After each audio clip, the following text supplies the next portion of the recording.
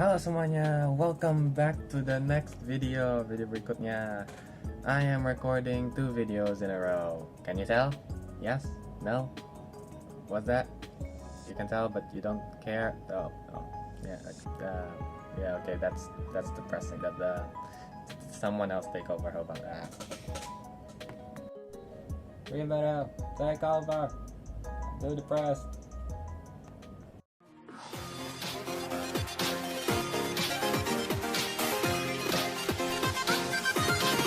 Press start.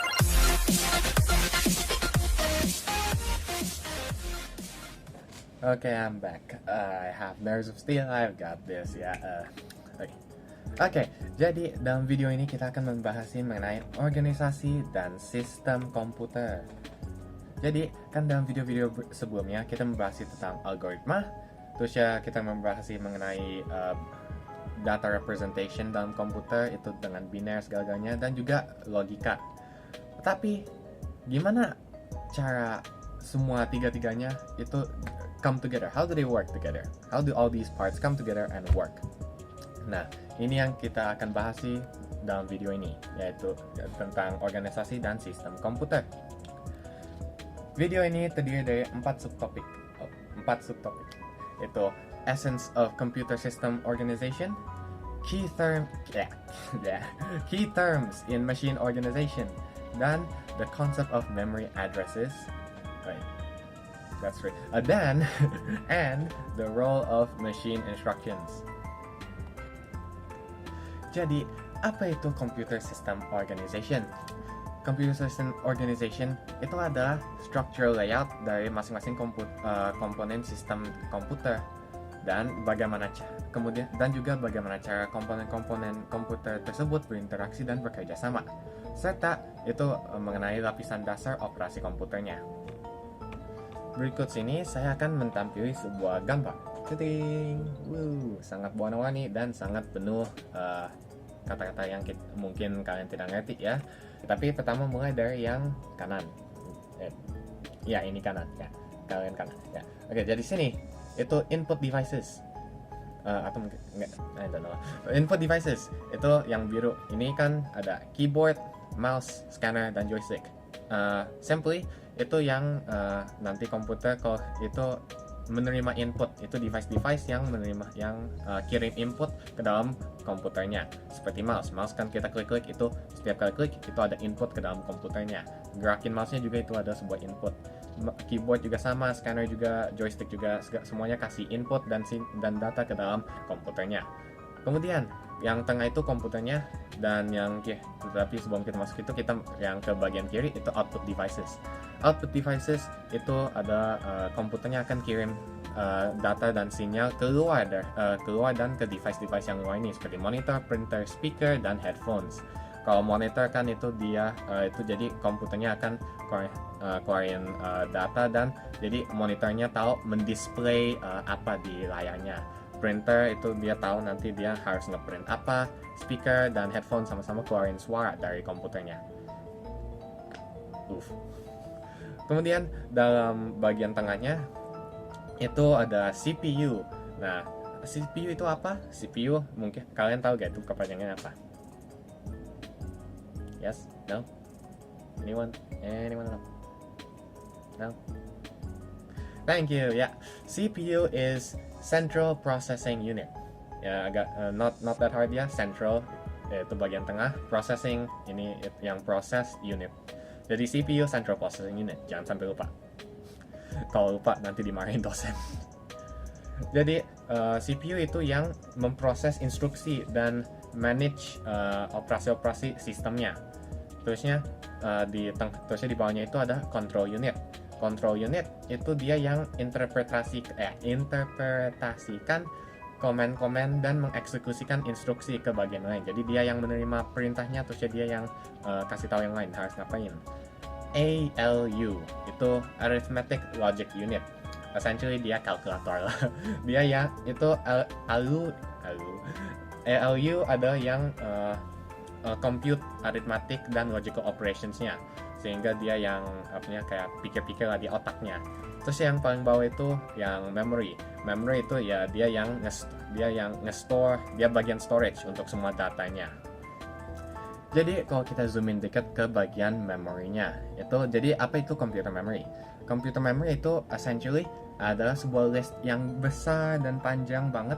Itu list banyak byte. Jadi kalau kalian ingat dari video sebelumnya, itu byte adalah 8 bit. Jadi 1 byte sama dengan 8 bit. Dan computer memory ini ada banyak byte dalamnya. Jadi ada sebuah list banyak byte. Jadi ada byte sini, byte sini, lagi 8 bit ya kayak gitu terus.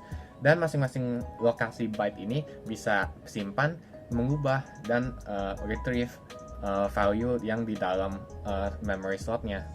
Dan computer memory ini itu sangatlah penting untuk menjalankan sebuah program komputer dan juga mensimpan variabel-variabel. Nah, masing-masing lokasi di dalam list ini, lokasi byte dalam list ini memiliki kesannya kayak addressnya gitu, kayak alamatnya sendiri. Terusnya alamat uniknya ini itu jadi kayak cara komputernya tahu itu kayak kalau kita mau data ini, kita nanti komputernya masukin value addressnya, terusnya nanti di decode addressnya, nanti tahu itu mau ambil value dari byte yang mana, karena masing-masing ada addressnya. Jadi kalau dia udah tahu addressnya, dia tinggal scan, udah ketemu addressnya, dia ambil value-nya, terus dia kasih output gitu. Jadi masing-masing memory slot ini ada yang namanya memory address yang unik. Nah, apa itu memory address? Analoginya itu seperti kayak alamat rumah. Jadi masing-masing slot-slot ini dalam memory komputer itu ada alamatnya tertentu. Jadi komputernya akan langsung tahu itu slotnya yang mana. Jadi kayak kalau seandainya kita mau minta output data ini, terusnya kalau kita minta itu, nanti komputernya akan kirim address code ini, terusnya nanti di decode, terusnya langsung tahu, oh itu address yang ini. Jadi komputernya bisa ambil dari memory ini, ambil value dari data slot tersebut, dan kemudian output datanya itu. Itu kita menggunakan address karena ya komputernya jadi gampang tahu mau ambil data yang mana, terus dia juga jadi gampang tahu slot mana, kayak memory slot mana yang udah ada data, terusnya memory slot mana yang belum ada data. Jadi itu memory management jadi lebih gampang. Sekarang kita masuk ke machine instruction. Apa itu machine instruction? Machine instruction itu ada basically kayak basic command yang dikasih ke CPU untuk melakukan sebuah operasi yang spesifik seperti arithmetic, data movement, atau logical operations. Nah, itu jadi sebenarnya semua program di komputer kita itu terdiri dari berbagai macam machine instructions yang dilakukan oleh CPU. Seandainya kayak kalau kita pakai kalkulator itu mau tambahin 2 angka, itu pakai machine instructions add. Nah, tapi apa bedanya antara machine instructions dan coding biasa atau high level code? Kalau high level code itu adalah programming yang kita bisa baca dan kita bisa mengerti. Seandainya kayak add numbers A, B gitu ya. Itu nanti itu kan kita bisa baca, kita bisa ngerti.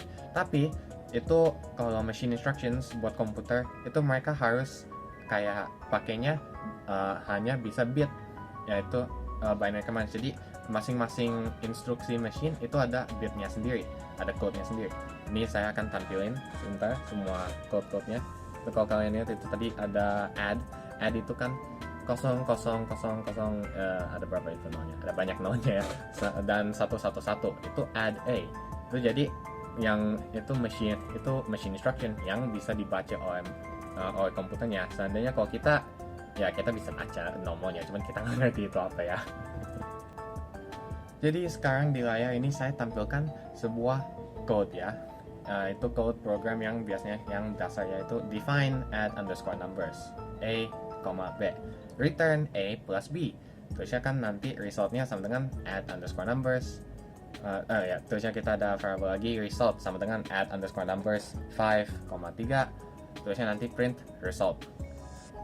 Nah, itu kan code yang lumayan basic, kita bisa baca, kita kalau ngerti programming dasar ya bisa ngerti. Tapi kalau ituin machine instructions itu agak lebih ribet ya. Ini yang code simple dasar ini, sekarang saya akan tampilkan sebuah yang satu lagi, itu yang lebih buat machine instruction, buat komputer. Boom. Jadi lebih kompleks ya, lebih ribet ini. Pertama itu ada load R1,5. Itu nanti simpen value 5 ke R1, register 1. Nanti load R2,3. Itu load value 3 jadi ke dalam register 2. Itu jadi essential itu simpen value 5 dan value 3. Kemudian add R3, R1, R2. Bingung kan ya udah ini. Jadi kalau add R3 itu jadi simpennya di R3. Terusnya kita nambahin R1 dan R2. Terusnya simpen value itu di R3. Terusnya store 0 times 1000, R3. Itu perintahnya suruh kita ambil result yang di register 3, terusnya masukin di memory address 0 kali 1000. Dan terakhir print 0 kali 1000. Itu kita print value dari memory address 0 kali 1000. Sangat ribet kan ya. Yeah, don't worry, I'm also confused. Okay, that's a wrap. Terima kasih semuanya telah menyaksikan video ini. I didn't forget to record an outro this time. Ya, semoga kalian bisa belajar sesuatu ya dari video ini. I really hope you did learn something. Jangan lupa untuk like, share, subscribe, semuanya itu mandatory YouTuber things ya. Dan sampai jumpa. Tuhan memberkati. Bye.